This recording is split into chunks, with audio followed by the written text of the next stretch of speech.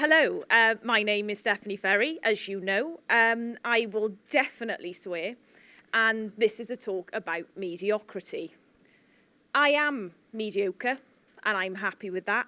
I live in an average house, I go on average holidays, I like to run. In fact, I run with a running club, and that was the thing that got me thinking about mediocrity.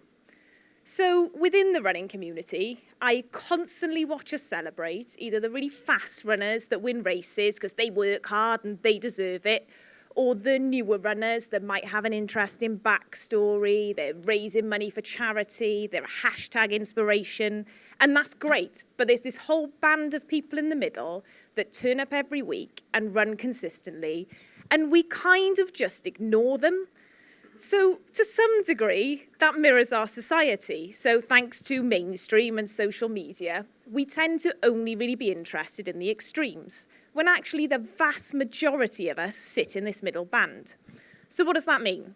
It means we feel bad about ourselves, like we're not good enough and that we need to be more and achieve more. So we go after things that we think will give us status. We set goals to feel better about ourselves. So get a fancy job title and more money, run another marathon, tick something off the bucket list, do an Ignite talk so you can put it on Instagram. And, even tonight, I just looked at the speaker list and thought, shit, I don't really deserve to be here. But that is precisely my point, is that we set ourselves up to fail if we measure our worth against other people. And we're under this constant pressure to be more and achieve more, and we just can't keep up with it.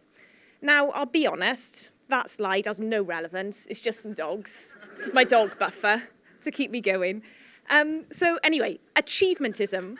So for me, achievementism is not a sustainable formula for happiness. Achievementism leads to escalation. And what happens once you've achieved your goal? What comes next? What happens when you run out of ideas for goals? Or what happens if you get ill or life gets in the way or you just can't be asked, really? Does that mean that you failed? Well, of course it doesn't, because the only person keeping score on this stuff is you. The rest of us, well, we're all too busy thinking about ourselves, aren't we? And that's what got me here tonight, really, is I ran out of ideas and one low-level existential crisis later. And the best one I could come up with was, well, this shit, really. Well, there we are.